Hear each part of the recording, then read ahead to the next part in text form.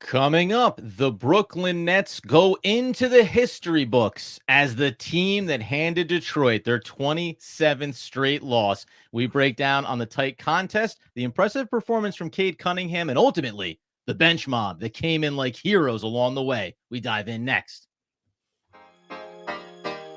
You are Locked On Nets, your daily Brooklyn Nets podcast. Part of the Locked On Podcast Network, your team every day.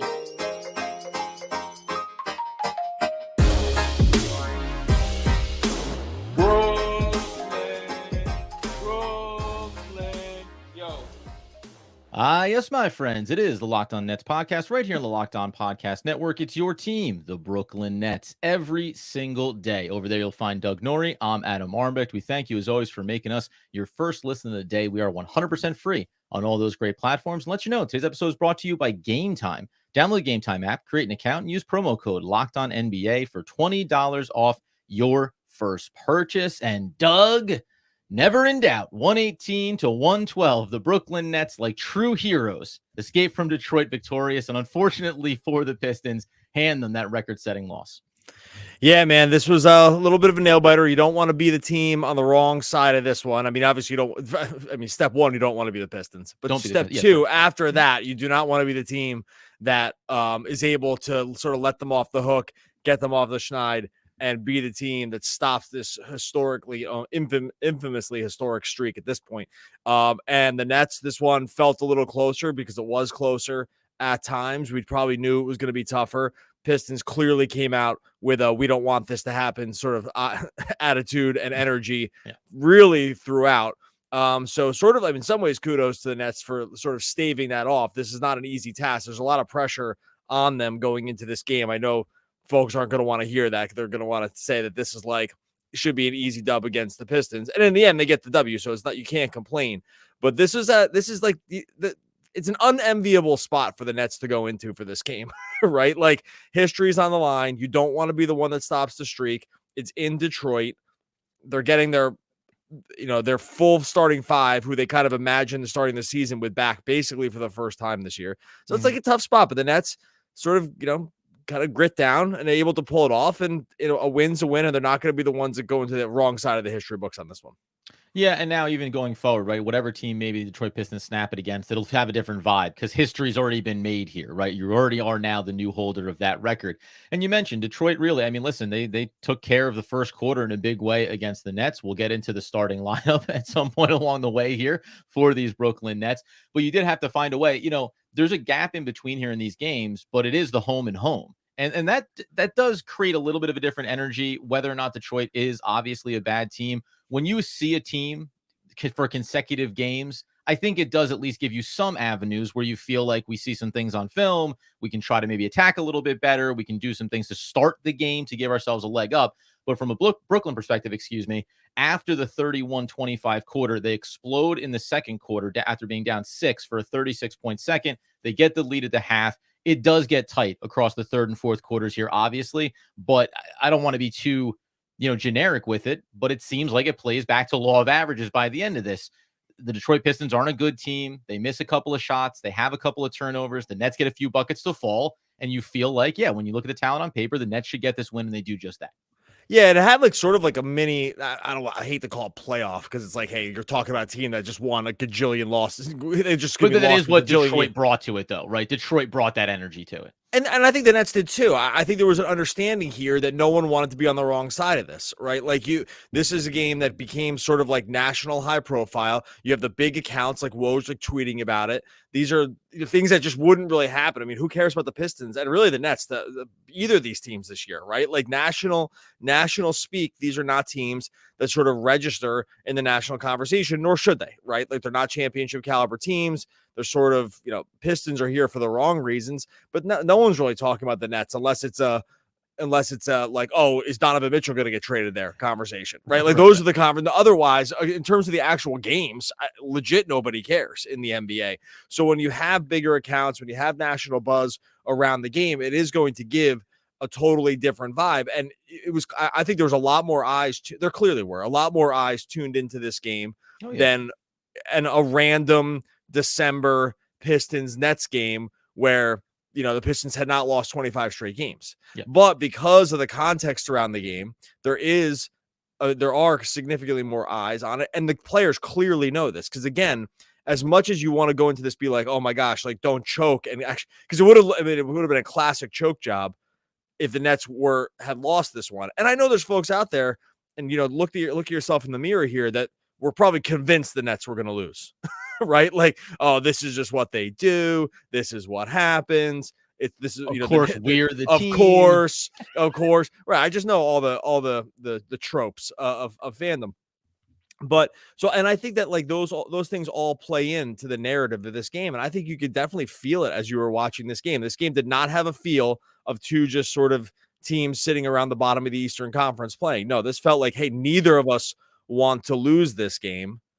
And that was the clear energy. So I think from that perspective, for the Nets to hang in that, I think that is, commendable. Is that the right word? It's thank goodness they didn't lose, and they understood the assignment. They got the job done, and you can't really complain about that part of it, at least. And Cam Thomas had said it after the first meeting a couple of days ago, saying we know what's at stake here. We don't want to be the team that's on that ledger, so we came out and we handled our business at home, and then obviously they come out and handle it on the road as well. Just a little bit. I'm going to parse a little bit of words here. Two teams at the bottom of the Eastern Conference, Doug. I'm sorry, my Brooklyn Nets are in the 8th position right now. The playoffs. Okay, they have a death. That's grip. my bad. They have a death grip on these playoffs. Yet, Doug is correct that neither one of these teams garners national narratives, but tonight everybody was focused in on them. So it's good to see, obviously, the Nets get the job done. And there were some very familiar themes for Brooklyn coming into this game. The bench needing to step up in a big way, looking at those starters, looking at the combinations, looking at some Jacque Vaughn decisions as well. So we'll take a look at all those things and then pull back high level. Is it still concerning where the Nets currently stand at the moment? We'll get into that here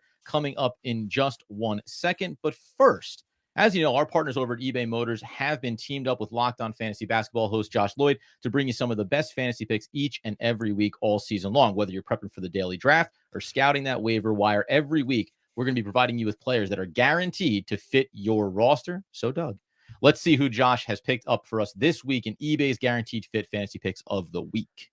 Yeah, we've got a bunch of good ones here from Josh Lloyd. First of all, Dante Exum, he's stuck in the starting lineup here with the Mavs, even with Kyrie out. Now, Kyrie might be coming back soon. He might stick even beyond Kyrie coming back. He's just been that good. Maybe he can play the three, getting shots up in the Dallas offense too. So you got to like Dante Exum if he hasn't been picked up yet. Isaiah Hartenstein, Mitch Rob is out for the season over there for the Knicks. He's going to play all the minutes at center. If you're watching on Christmas Day, he was a double machine there against the Bucks. If Hartenstein might be picked up, but if he's not in your league, make sure you're getting on that one. Also, Jalen Johnson just returned. Sometimes these guys get dropped if there's not enough injury slots over in the leagues that you're in. If Jalen Johnson was dropped in your league, make sure to add him. He is back in the Hawks starting lineup. All this stuff courtesy of our friends over at eBay and Josh Lloyd from Locked On Fantasy. With over 122 million parts for your number one ride or die, you can make sure your ride stays running smoothly. Brake kits, LED headlights, roof rack, bumpers, whatever your baby needs, eBay Motors has it with eBay Guaranteed Fit. It's guaranteed to fit your ride the first time,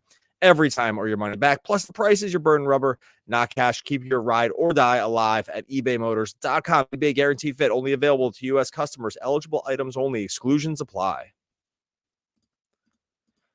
So as we continue, the Brooklyn Nets 118-112 road victory over the Detroit Pistons and handing them the record-setting single-season losing streak at 27 games, also pulled themselves back to 500 at 15-15 here. So, hey, listen, sometimes when you get games against the Detroit Pistons back-to-back, you take advantage of that and feel like you get a little wind in your sails as well. Not often, though it has been a theme for the Brooklyn Nets, do you skip over sometimes the starting rotation to start the conversation around what was the path to success here. I know we're going to hit all the usual suspects of Cam Thomas and Bridges and Johnson and all these guys.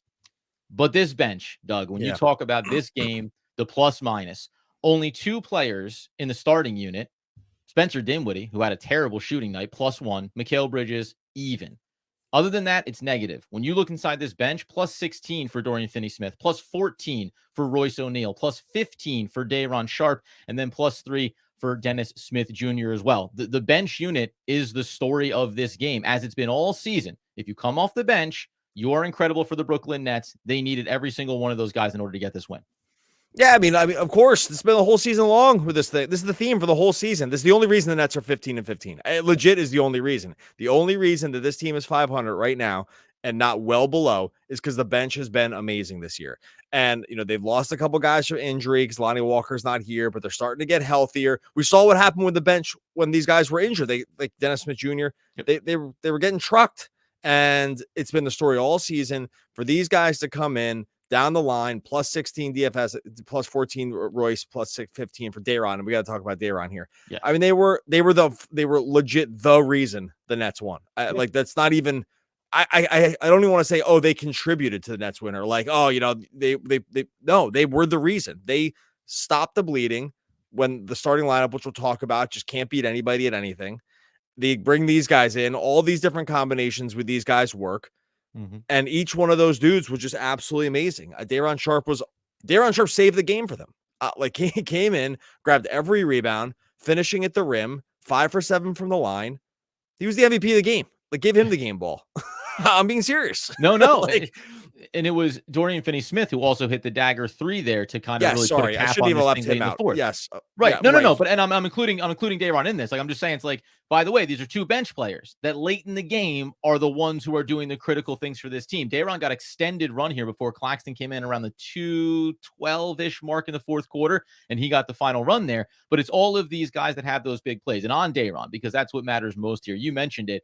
I mean, not only does he go, 3 or 4 from the field, it sounds like nothing, but it's everything. Also went to the line 7 times, though, and knocked down 5 of those in a game where this team was terrible at the free throw line, 27 of 43. Yes, Day'Ron Sharpe was a critical piece there as well. 11 rebounds in 22 minutes, 3 assists, 2 steals, 4 blocks. Like, he put up a full game line by a lot of standards and did it just in 22 minutes in critical moments as well.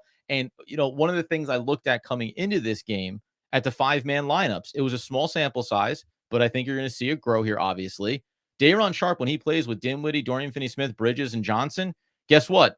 They're a 126-90 split, a plus 36 across 54 minutes. And I really only illustrate that to kind of remind everybody that Day'Ron Sharpe has taken a next very big step in his young career this season.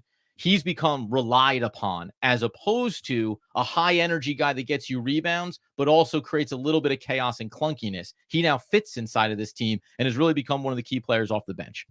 Best plus minus on the team for the whole season. I take it back. Armani Brooks has a little bit higher. If you just filter out for anyone who played actual minutes, plus 3.4 for the season. So he's over Lonnie Walker, who had led in that stat so far. He's been amazing. Like, what a leap that Sharpe has taken this season. The finishing around the rim is better. The body control is better. The key for him tonight was he stayed out of foul trouble. Thank goodness, because they really needed it. They really needed him to actually just stay in the game, which has been sort of problematic for him at times. It was just a total complete game from him. Like, his 22 minutes were some of the best 22 minutes he's played all season long. It was really nearly perfect, honestly. Like, you really can't imagine him have done any more here. Like, protected at the rim, got absolutely after it on defense. Every single shot that didn't go in, he grabbed it as a rebound. And some were like sort of high degree of difficulty rebounds, body moving back the opposite way. And some didn't even get counted because he got fouled because they were trying to keep him off. They were trying to keep him off the boards, and they just kind of had to hold him down. He was amazing. The rest of the bench was amazing. Just to go back to the top with that, it's been the whole story of the season. They've saved the fact that the starters have been so lackluster to the point of sort of like criminality. They've been that bad. And it's real. I mean, I guess it's Marks. It's like hard to know who to really give credit here. They built out a deep roster. I mean, I guess you got to give Marks the credit. They built out a deep roster that's able sort of consistently, as long as they're healthy, basically bury some of these second units. Because when it's Day'Ron Sharpe and DFS and Royce O'Neal, and going the other way, it's Marcus Sasser and James Wiseman, right? And like guys like this and Kevin Knox, like that's a huge difference. Huge difference on a night-to-night basis that they're able to just sort of bury the other team's 7th, 8th, and 9th guy often cannot hang with who the Nets have when they're fully healthy. And tonight was just another perfect example of it.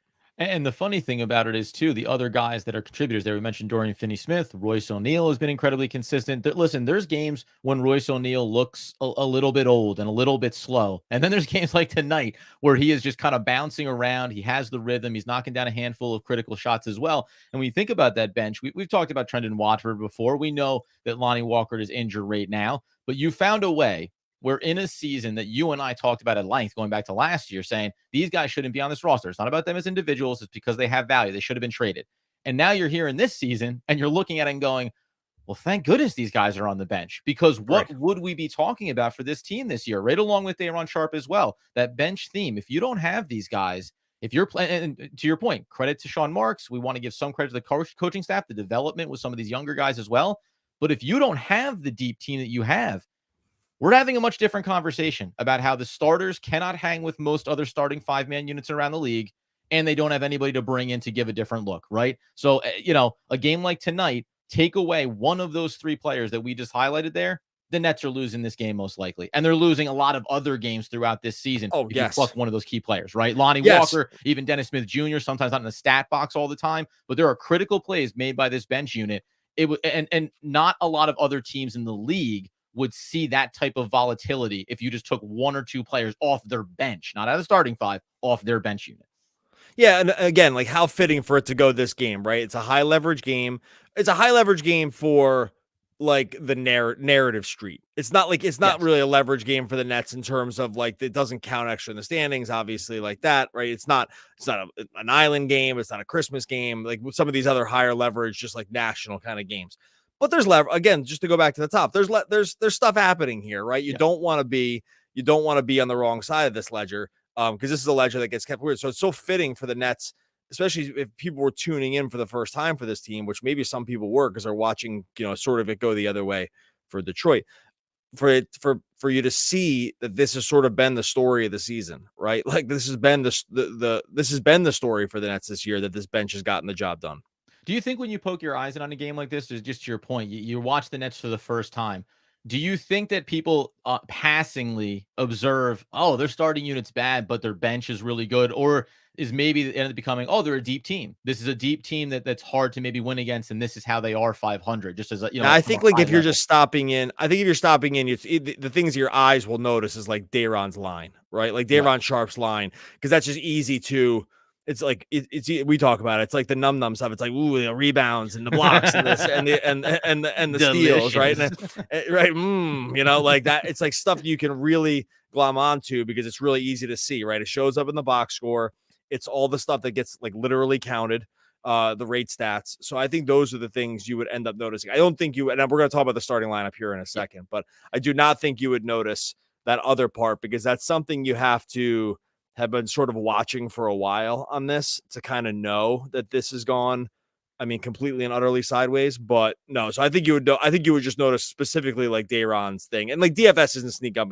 Most people that are, yeah, I think so. I think they mostly know him. Come up here in a second. We'll talk about the starting unit, the slow start for Mikal Bridges, rounded himself into a little bit of form there, and then a rare occasion, tip of the cap to a Detroit Piston known as Cade Cunningham, who had one heck of a game, even if it wasn't a losing effort. We'll wrap that up in just 1 second.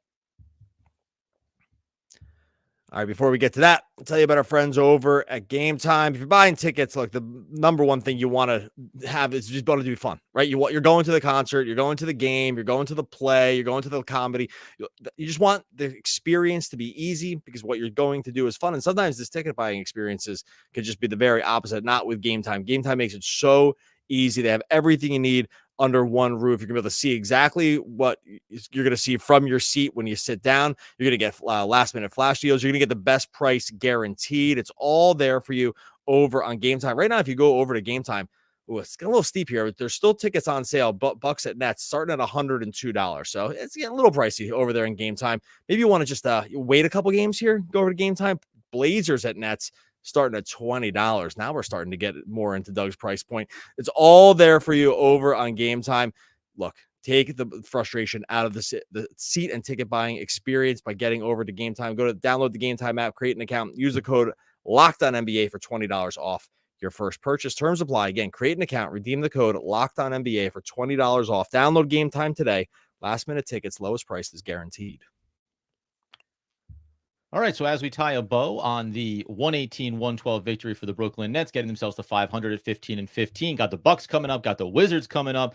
Of course, we'll be living on every single game here for the Nets, pretty much it feels like going forward. Before we talk about the starting lineup here, I just do want to give a quick nod to Cade Cunningham for the Detroit Pistons. 37 minutes, we talked about him in that last game saying it's hard to any player on a bad team to really examine whether or not they're good or bad because of who they're playing with, because of who they're being coached by, and just being a miserable team. 37 minutes, 15 of 21, 8 of 10 at the line, 3 of 4 from deep, 41 points overall. And really just that late in this game, in that fourth quarter, it was Cade Cunningham. It was get a rebound, give it to Cade Cunningham. He goes down and tries to get at the basket or knock down a three. Made bucket, give it to Cade Cunningham. Like, there was clearly just, this is it. This is the team. And I will say, I did have like a little moment of jealousy of, oh yeah, now that's a bad team and I don't want to be rooting for the Detroit Pistons, but Cade Cunningham is the man for the Detroit Pistons. And you can see that in a game like this. And you know that that's what the identity of this team is going to be going forward. Yeah, he was awesome. I mean, they staved it off. Thank goodness it kind of like got started late for him because it was mostly in the second half, right? I think it was like 34 of us to 41 were in the second half or something like that. If he had been rolling like this or pressing the issue like this all game, they would have lost almost for sure. They just could. They had no answers at all for him. He was so good. Obviously, like number one overall pick, like it's kind of come along slowly. He's mired in this losing streak. It's hard to totally blame him, though he has not been amazing. The team is really poor. The team's really, really poorly constructed. This was, again, just to go back, this is not an excuse, but tonight I'm pretty sure this was like the third minute that this was supposed to be their starting lineup from the beginning. Yeah, Cade, Ivy, Bogdanovich, Duren, and Stewart, and they've because of injuries to Duren and Boggs specifically, the team has really not played together very much this season. Now, again, that's not an excuse for losing this many games in a row. Every team deals with injuries, but you did see flashes that like there is something here with this team for sure. Yeah. And you get the sense that like this group had been even a little healthier, especially with Duren, that they would not have lost this many games in a row.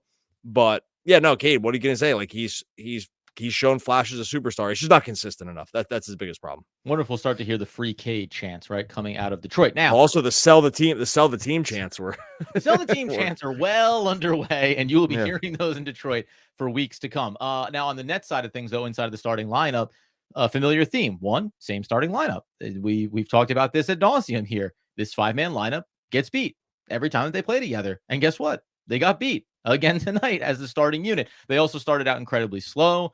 Mikal Bridges didn't hit a single shot for a long stretch in this game. Finally got it going in the second half. And if you want to look at that as being the positive, that by the end of this one, he goes 6 of 14 and gives you a 21-point performance and got to the line a lot. Like that mattered as well here. Sometimes when you're playing bad teams, when you're playing young teams, you need to be willing to lean into the thing that you think can be successful. And that's just, bad fouls, taking too many fouls. And then also late game sequences here. They're doing that to extend this game. Mikal, frankly, missed back-to-back free throws that would have iced this thing at the minute and a half mark instead of actually dragging it out a little bit longer.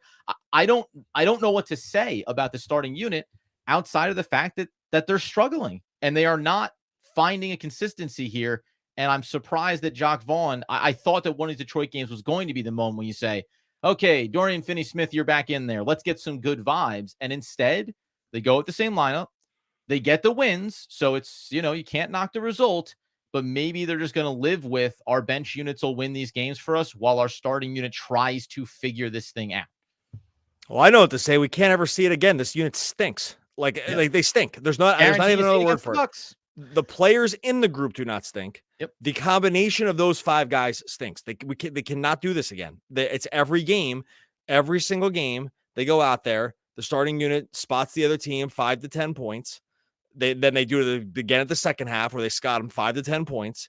It's the worst. I've said this many times. It's only gotten worse since I originally said this. It never gets. Doug says it's the worst, and then it only gets worse than that. It's only gotten worse. They're the worst starting 5. They're the worst 5. Not even starting 5. They're the worst 5-man group in the NBA with more than 100 minutes. It's not even close. Depending on which net rating you use, we could look at minus 23.48 in 129 minutes. That was before tonight's game, where they were outscored 33-17 at the beginning of the first half and the beginning of the second half. They cannot do this again. They can't. It's actually malpractice at this point. If Vaughn or whoever, if there's like a disagreement about what's happening here, which there might be, honestly, this could be like a Marks This could be like a Marks and Vaughn disagreeing about like what the change should be. And so they're sort of just stuck.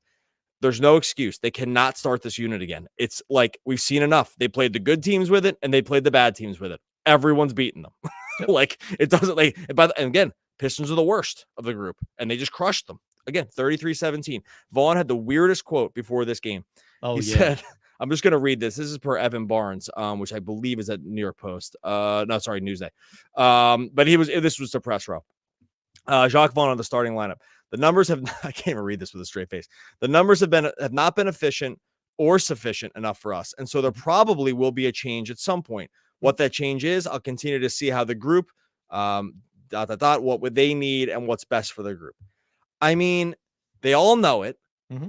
They know it. They know it's not good. Sure.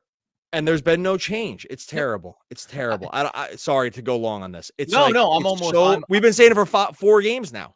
Yeah, like, I'm not even jumping in to cut you off for any other reason than join the point home has to be said. I'm only and I'm humming it because it's been said. It's been said now ad nauseum. They are and to your point just around the Jacques Vaughn take from this. And listen, the Nets got the win. Doug and I were talking before we started recording this episode. I had some different energy coming into this one. They get the win. They get to 500. They get back-to-backs against Detroit. Like, that is the overall takeaway here. And you still are a team 30 games into the season that's 500. Also, Jacques Vaughn, it's like, yeah, I don't know, man. I'm curious to see what happens next, too. Like, that's what that response sounds like. It's so weird. Like, what do you think is going to happen with the starting lineup? He's like, you and me both, hey, guy? Like, let's find out together. And that is when you mentioned about, is there a disconnect internally here? It feels like there has to be because, remember, Jacques Vaughn is a coach going back to last year. He loves to give, and we appreciated detailed responses about how rotations have been working, plays that they were looking for, right? Like, he actually went far deeper into some of the X's and O's than a lot of head coaches have in the NBA. Maybe that was an offseason change coming from the organization of like, hey, buddy, why don't you stop talking about everything that we're going to plan on doing? But I was really surprised by that from him. And you come in with the same lineup tonight. And while we would assume cannot see it again, I guarantee you we see it against Milwaukee. But why wouldn't we? Because there's been lockstep going back to the Denver game and games prior to that where you perfect opportunity to make the switch and they just haven't done it. So the win is the win. The Nets are 500. And also, this is a big carryover theme that does not seem to be going away anytime soon. Okay, that's the one place I'm going to disagree with you on, and it's not like a really big disagreement. Well, 2 things. One is I'll hammer this home. I do think there's an internal disagreement about who should be playing. I mean, I think that's like pretty clear. Like whether it's like coaching staff, front office to coaching staff, like whatever it is. I think that quote that he had before the game clearly signals to me like the lack of definity around this is based on a disagreement about what the change should be. And so didn't it feel like a response to a Ben Simmons question in a lot of ways? Yes. Like the ambiguity felt just the same, right? Which lets you know that they don't know what they're doing, or that there's a clear decision to communicate directly about. I think it's that they know it's bad and they can't agree on what the change is. Yes, and I think that that's as big a problem as anything else. And I think that because it's so clear as day, like all these guys are smart. I know people want to like call people names, like and they want to look at sports figures and say. And use pejoratives against them and say these guys are all smart. That's and you're smart. Okay, here let me put it this way: you're smart enough to read stuff we can read, like 5-man lineup net rating stuff, right?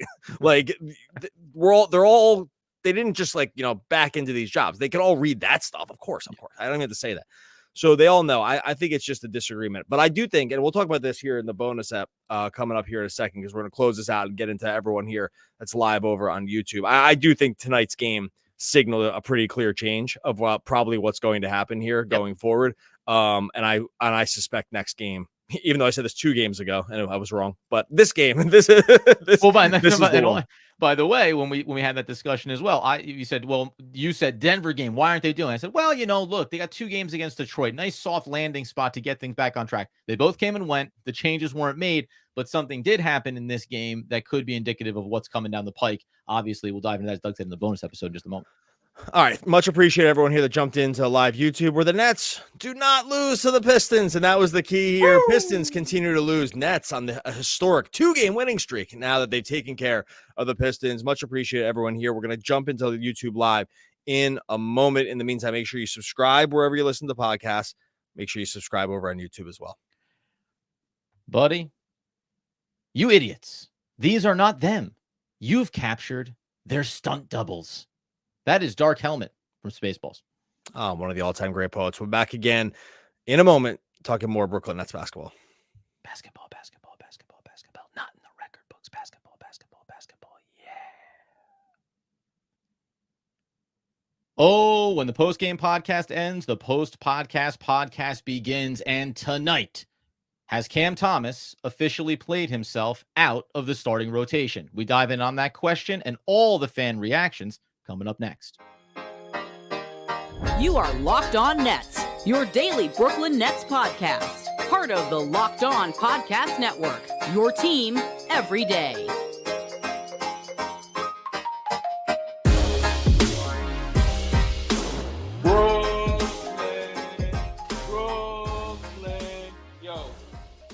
Yes, my friends, it is the Locked On Nets podcast right here on the Locked On Podcast Network. It's your team, the Brooklyn Nets, every single day. Over there's Doug Norrie. I'm Adam Armbrecht. We thank you for making us your first listen of the day. We are 100% free on all those great platforms. And Doug, yes, the Brooklyn Nets beat the Detroit Pistons 2 games in a row. Yes, they helped set the single season 27-game losing streak. And yet, there still is this turmoil around the starting lineup. And the question really does come down to, is Cam Thomas the problem in this starting five? I don't think he's the problem. I just think that's what's going to change. And so I would so at the beginning you said, did he play his way out of the starting lineup? I actually don't think he's done anything to play his way out of the starting lineup. And that's why I was hesitant even when we talked about the starters, hesitant to sort of say who the problem was, because I actually don't think there is any definitive who is the problem. I just think it's that 5-man combination is the problem. It's not that there's one person in there that I think is definitively worse than the other 4. I think it's more that group just doesn't have any juice. And I think this is at the heart of why it's probably not been changed, is because it's not so obvious about who should change out of the group. Well, go ahead, and then I'll say the Cam Thomas thing. Because on the one hand, I agree with you, because again, isolated, Cam Thomas and his development really matters. And we've seen him take big steps forward this year as well. And that's a great thing. But it is at least a little bit hard to deny what the numbers tell you about a starting 5 that has Dorian Finney-Smith in it and not Cam Thomas, and the one that has it in it. Now, that doesn't mean that a more dramatic change, not just Cam Thomas, but maybe multiple players, right? Maybe you need to mix this up in a much bigger way to create a different formula that works for them. But that is the one variable. And I think it's unfortunate that it falls to Cam Thomas, because to your point, these aren't bad individual players, but when you put these guys together, it doesn't seem to work. Yeah, this group doesn't work. And there is a group where you put Dorian Finney-Smith in instead of Cam Thomas, and that group does seem to work. That's the only reason, to me, it seems like that would be the move. Now, I do think a couple of things are unfair where it comes to Cam. One, all these other guys have played a lot more minutes and are just probably have just more court time, right? So it's going to be easier. Like they've been able to develop. Like Cam Thomas it's been starts and stops with this guy because of how the Nets have sort of treated him over the last couple of years leading into this year, where the playing time was incredibly inconsistent. He never knew when he was playing on a night-to-night basis. And there was no real clear linear development. That's not his fault. That's on the coaching staff. They've done a bad job with this. But do you think we're beyond that now, though? We're beyond that now, as far as he is playing and he is getting consistent minutes. Yeah, I'm just saying he's playing catch up compared to the rest of the guys. Compared to the rest of the guys in the starting lineup who have just been on the court for years and years and years. And by the way, you could have played him all 27 games last year, even though we know that was the 5-man lineup that got the good sample size. You could have done so much more with him a year ago to move this timeline ahead, right? And we said it last year, total disaster. They just they kind of benched them all throughout the second half of the season when it was definitively the time to play him, and they didn't. And now we're in this again a weird spot with him. Now I think that whether I think it's right or wrong, I can go either way. I really could honestly go either way with this one. I think what we saw tonight, closing that game where he didn't even sniff the game, for most of the whole fourth quarter maybe, and they closed and won that game with guys that Vaughn clearly wants to play, Dorian Finney-Smith, right, specifically. I think that we're going to see a change going into Milwaukee, where they have some big guys in that lineup, in Giannis and Brook Lopez, and I think that we saw And I think they're just going to make it. I think they're going to make a change. And maybe they'll do it under the guise of, hey, we got to deal with Giannis. Right. We got to put another big body in there. And DFS has been good against him in the past. And there'll be stuff like that. And I think we'll see. And I think we'll see the change. And I think that this fourth quarter sort of signaled that to me. What do you think it is then? Because we talked about Jacque Vaughn's unwillingness to want to play young players, or he wants to go with the veteran guys. From a coaching perspective, I can understand. I want to go with the guys that have the experience, and I can probably lean on a little bit more to say this is what we want to execute and trust that it's going to get from A to B as effectively as possible. I don't want to say that Jacque Vaughn is against playing Cam Thomas, but I think that at a minimum, he may have a different idea about how he would develop Cam Thomas. Now, that can't come at the cost of him playing minutes, right? It can't be like last year where he didn't see the court. But is that the disconnect? Is it that Sean Marks drafted him in the first round, drafted Day'Ron in the first round, and he's at the point now where he's saying it is now their time? Because if that's the case, then the disconnect here is simply that Jacque Vaughn feels like he's coaching for his credibility. Whereas Sean Marks and the organization might be saying, we're planning for what this looks like beyond this iteration of the team, right? I mean, that's the simple solution here. Why play two veterans in Dorian Finney-Smith and Royce O'Neal as much as you do if you feel like you have job security and the ability to say more Cam Thomas, closing Cam Thomas at the point guard? Like, let's go in that direction. I really do just wonder what is being tasked to Jacque Vaughn, and is it maybe an impossible task? Develop Cam Thomas, but also win basketball games. Well, sorry, I can't do both those things simultaneously. Yeah, I just don't know. It's the most confusing situation. I don't know what the deal is. It probably is like that. It's like you're supposed to. They're given two different sets of marching orders here, and those marching orders for most teams don't line up like this, right? Which is like develop and win at the same time. I mean, they should though. You should be able to do both in parallel, but for whatever reason, Vaughn doesn't seem to be able to. And they just there's been no signal that they want to. And I don't know if it's like just a Cam thing, but they don't play the other young guys either. This is Brendan probably Watford showing you something, but he doesn't come into games nearly as much as at least he should, even on a small level. Tariq Whitehead and Noah Clowney have played the least minutes of any first round draft pick this year. Right. Which, by the way, go back to the except draft. For Kobe Buffkin, who's been hurt. Every single other, I looked this up specifically today. Every single other first round pick has played like at least 50 minutes this year. And those two guys haven't. And it's not shocking at all. But it's just like, and they're the youngest of the group too. So there's like some other built-in stuff here. All right, we'll get into, there's a bunch of other stuff here to talk about that we definitely want to hit. We're going to do that here in a second. First, I'm going to tell you about our friends over at, we can talk about our friends over here at Gametime. Look, we talked about this earlier, but buying tickets right now, if you are going to the sports event, if you're going to the comedy show, if you're going to the theater, you want the ticket buying experience to be very, very easy. You don't want to be frustrated. You want to see what you're going to see right when you sit down. You want to know that you're getting the best deals around. You want to know you're getting flash deals as well. You just want the experience to be very easy because what you're doing is fun. And that's the whole entire point. And that's what you get when you get over at Gametime. Like I said, they have the best price guarantee. You're going to find the very best tickets for whatever it is you're looking for. And it's so easy to get started with Gametime. All you do with Gametime is you download the Gametime app, create an account, use the code LOCKEDONNBA for $20 off your first purchase. Terms apply. Create an account and redeem the code LOCKEDONNBA for $20 off. Download Gametime today.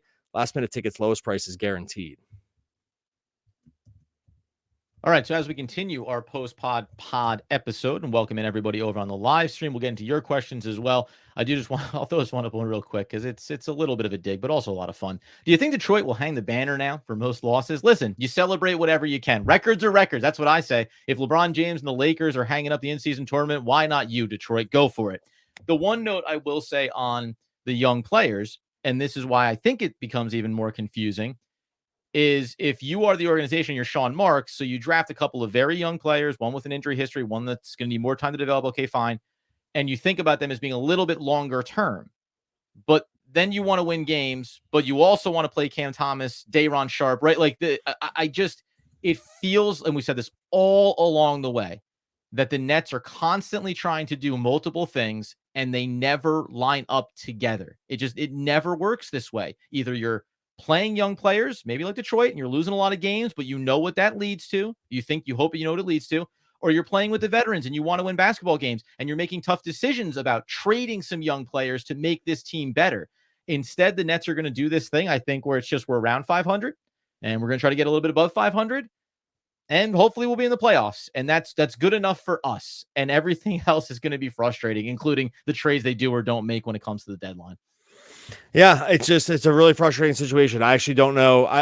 We've said it before. It's an impossible spot to be in. If you're being asked to do two separate things, the Nets have to win games, but they really, because they don't have draft picks, but they also need to make sure they, secure some long-term assets with whatever they have.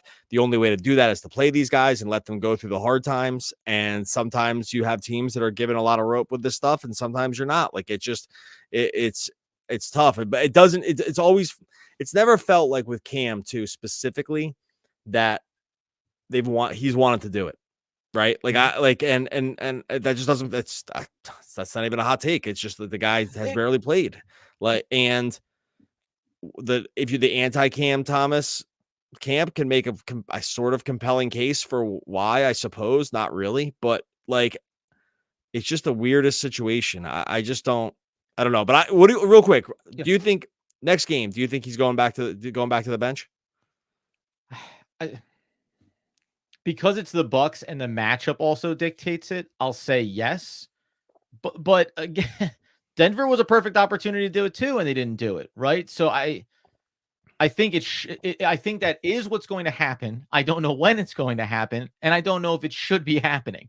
But I will say one thing, not in defense of, but as we've also said, this team is the byproduct of the trades. So this is not the perfect version of we're putting together our team and constructing these rosters, these rotations, and we went out and plucked all the key pieces. We took the best things that we could get, trading Kevin Durant and trading Kyrie Irving. And in that, there is also a facet of this where it's well, what would be the best backcourt mate for Cam Thomas, right? We don't have them. So, and we can't just get them. And by the way, when you go and look at those lineups we were talking about earlier, 5-man lineups, well, guess what? As bad as it is when Cam Thomas is in the current lineup right now with those 5 guys, you go down to, and there's not a lot of big sample sizes for starting 5-man units for this Nets team. But if you go down and put, guess what? Ben Simmons into that starting lineup, they played 4 games and 48 minutes together. And it was a 124-101. And we talked about that a long time ago, where Ben Simmons is a great guy to have in the backcourt with Cam Thomas. Those guys work really well together. So there is a part of it too, where I don't want to just make it about Jacques Vaughn doesn't want to play Cam Thomas. I think it's the both and. He wants to develop him. There's an issue in these lineup constructions, and at a minimum, putting veterans out to kind of go through the slog, that's maybe not as bad as putting out your young player that you probably do want to get to that place where he could be one of the future core members, future leaders of this team. Yeah, like I said, we'll get to some comments here. We start a bunch of these from people that are hanging out on YouTube Live. So this is a tough spot. I don't really have a great answer here. I wish I did. I know some people are resolute with what they think the definitive right answer should be. That's harder for me to see as it being clear as day. Yeah. I just don't. It's just not clear as day to me. And so I don't know. This one's a weird one. Okay, we'll hit some of these. Really appreciate everyone here. Tons of people here on YouTube. And much appreciated to everyone that's jumped in here following the W of Pistons. If you just, by the way, real quick, the last one. If you just jumped into YouTube here, we're on minute 45 of this. So make sure you go back and start from the beginning, because we cover all the positives around the win and all that other stuff. Now we're going in a different direction, which is from Gara, Locked On Nets. Who comes out of the starting lineup? Either of the Cams. Also, who goes in DFS? I'm dovetailing this on because you said, and I agree with you, it's not so black and white or just so simple as one or the other. Now, the Dorian Finney-Smith into the starting lineup makes sense. I also think that a Cam Johnson out of the starting lineup as well is an acceptable possibility here. I do wonder about, not about what they will do, but what they could do, of saying Cam Johnson out, Dorian Finney-Smith in, let him play still with Cam Thomas in the starting lineup and see if that looks different, because Dorian Finney-Smith is a different type of player to have out there with that lineup instead of even Cameron Johnson. But that comes back to the key faces of that trade and maybe just not being able to or willing to do that from a optic standpoint, which would be the worst reason to not make a change like that. Yeah, and by the way, too, with tonight's game, it's even weirder because it's Cam was fine, he had scored pretty efficiently, right? He was not, it wasn't like he was having some kind of bad game. He was 7 for 13 from the field, 3 or 4 for the line. From the field. Right. What's that? Oh, what I said? Yeah, 7 for 13 for the field. Right. So 17 points in 23 minutes, efficient scoring. it wasn't like he had the 4 fouls, so maybe that was like an excuse to get him out of there. Just real quick, 24 points for Cam Johnson. Oh, I'm sorry. You're doing Cam Thomas. I apologize. I was doing Cam. Yeah, Johnson I went back to Cam Thomas, but I was gonna say Cam. I said that's what I was saying. It was weird that they benched Shamir. Then you go to Cam Johnson because you're like, oh, we'll move him out of the starting lineup. It's like he was 9 for 13 for 24 points tonight, right? So it's like it's not like, again, this is where it always ends up being so weird with these guys. It's just the whole thing is weird. It's just so unclear what to do. I still am going to go back to the Cam Thomas not playing at all here is weird. It's just weird. I know that like they kind of took him out and maybe they were riding some hot hand stuff here, but just to not go back to him at all is off. One other thing too about it, and we've seen this the last few games, like the offense for defense, the use of timeouts, getting guys in during free throw scenarios, right? Like we've seen Jacque Vaughn struggle in those moments too, where there are clear-cut opportunities to use a timeout to adjust your lineup, to use it after you've had a foul, and they have the opposition at the line, and he hasn't quite gotten there either. We went back and talked about the box out going back to the Denver game against Murray, where, is Thomas too dedicated to trying to help on the Joker on the rebound, and that's why it's a long one and it gets to Murray? Well, okay, yeah, he needs to stay at home on that. Also, he shouldn't even have to be in there to get that. You should switch up the lineup there for the rebound, utilize a timeout, reset yourself offensively. So it does seem like Vaughn is maybe simplifying things to say, there's the closing lineup and we're going with it at both ends, as opposed to trying to go one for the other. And there are samples, there are games where you say, you take out one for the other and you don't get the chance to adjust back, and then Thomas gets stuck out there defensively, or vice versa. Your offensive lineup lacks the firepower you need maybe to close a gap in a game as well.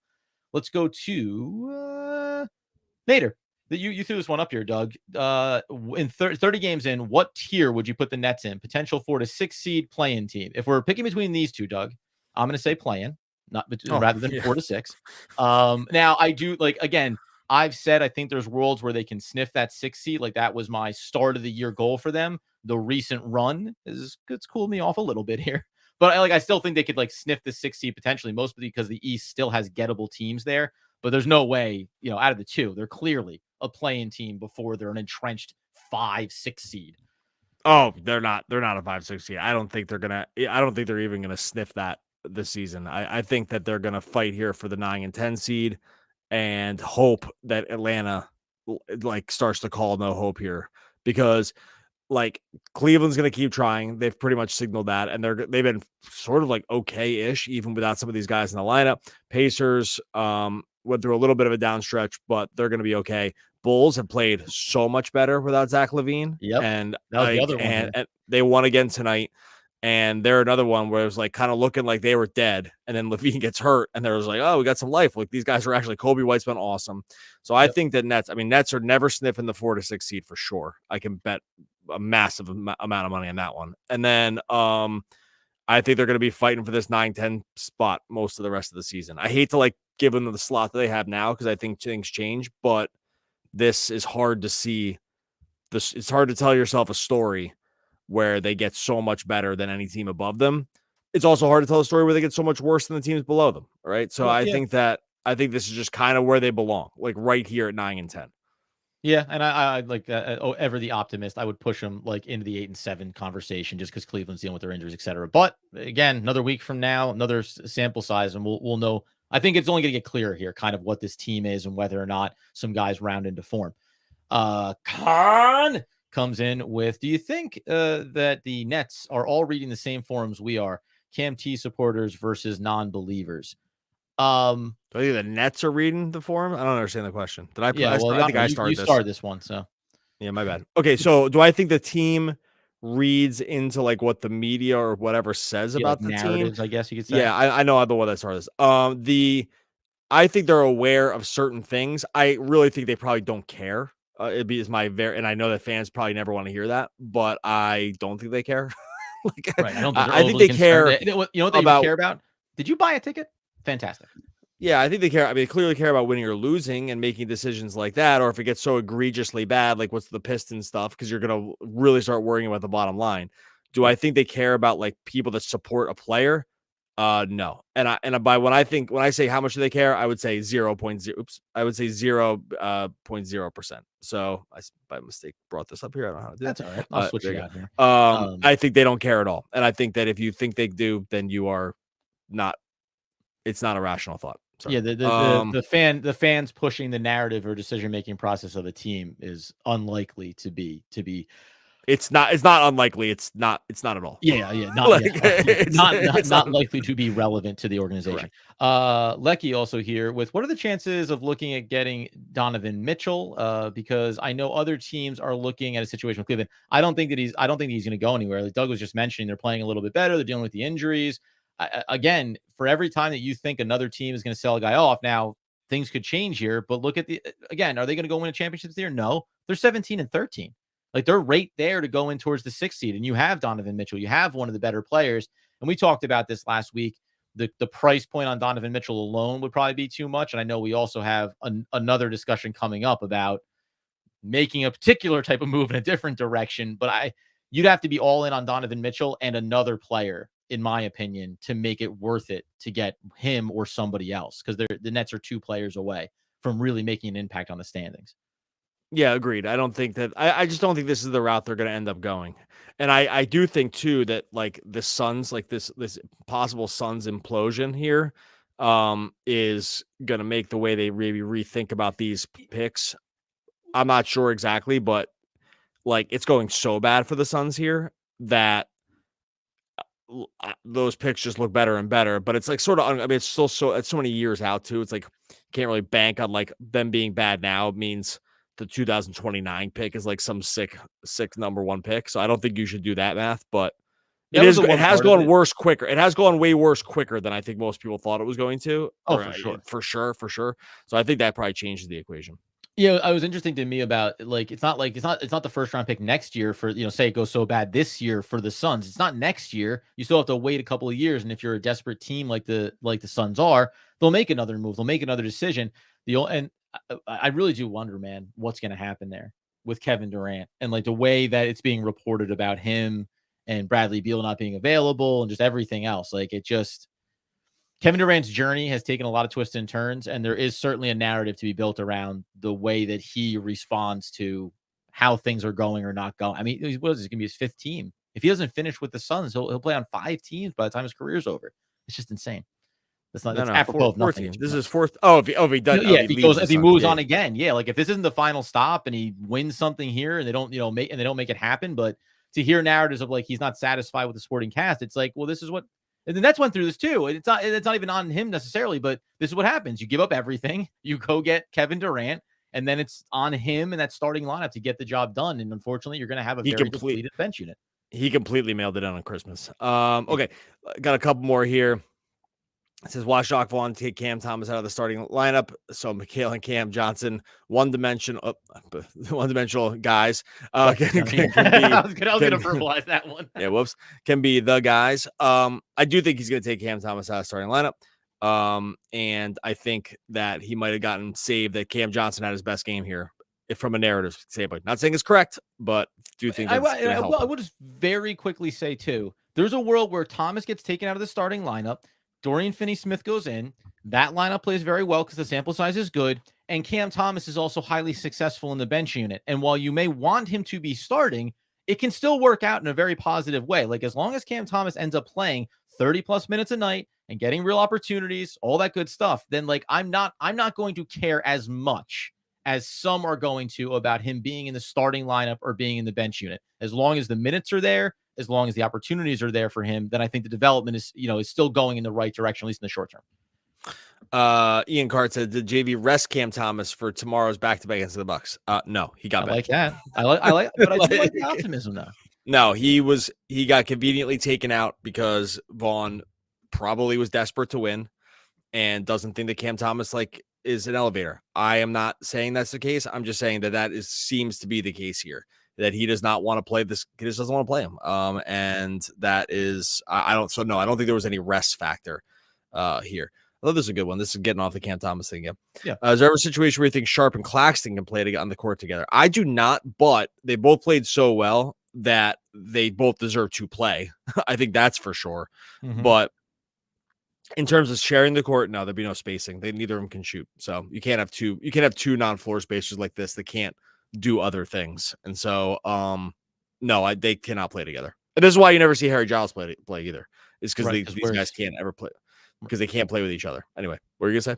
No. Well, I was just gonna say that like there's been a clamoring, and depending on where you're reading, some people inside the chat. Yeah, I've seen some people talk about it. It's like that are clamoring for Day'Ron Sharpe to continue to grow in his role, and the impending maybe departure of Nicholas Claxton. It's like they're ready to see Day'Ron Sharpe settle into a number one role for the Brooklyn Nets inside of the starting unit potentially, which I just find fascinating. I will say that in the last like week or so, I've also noticed that Nicholas Claxton has done a lot more rebounding and then starting the transition. Yeah. And some of it's been, it looked a little clunky. There's been times where he took the ball tonight. He went coast to coast, settled down to the low post, spin move up at the basket. Like those little things like that. I think we've talked so much about Day'Ron and about Cam Thomas, but Claxton is still developing areas of his game and on ball handling and just being able to move the ball up the court. That matters, especially if you are primarily a non-shooter as he is. Dwayne came in with, do you see a change in the way Mikal Bridges shoots the ball? I see a hitch in his shot that wasn't there last year, and it looks like it's affected his shot in a negative way. I haven't noticed that, but have you noticed that on his shot? No, I haven't noticed it. I brought this up to say that I have not noticed this. Yeah. I think he like pauses the top. He's always paused at the top of his release, but especially in the mid range too, when he's like waiting for that defender to come down a little bit and give him that open look. Yeah, but I haven't noticed like I've not noticed like a change in his shot now. Last looks, everybody. Anybody got one last thing they want to get into? Obviously, it is a back-to-back for the Nets, so they'll go against the Bucks. Always a good spot for Brooklyn to go from playing Detroit to getting over and taking on the Bucks. We'll see if there's a lineup change there. We'll be back on the post game for that. But I know. And by the way, I do have an interesting. We've said this last week, but just as a reminder, Doug had the only scenario where you would trade Mikal Bridges, which opens up a broader discussion about what to do with assets. We've mentioned the Suns picks and all those good things. It's been starting to get a little bit of traction around the internet. So Doug and I need to hop on this one quickly because it is effectively Doug's brainchild, but people have been in between his ears and they're stealing some of his thunder. Yeah. Okay. Much appreciate everyone that jumped in here. We're going to get out of here, get the podcast posted up. We will be back live following the Bucks game on Wednesday evening too. So we'll be back in here, YouTube live, win or loss, no matter what, seeing what happens after they face Giannis and the Bucks. Hopefully a W. See if we get a starting lineup change. I'm sure there'll be tons to talk about, no matter what. About Thanasis in that one, actually. Make sure you subscribe wherever you listen to the podcast. Make sure you subscribe over on YouTube as well. There is no real ending. It's just the place where you stop the story. Frank Herbert. Oh, one of the from Dune. He's still alive too, right? Yeah. One of the all-time great poets. We'll be back again tomorrow talking more Brooklyn Nets basketball.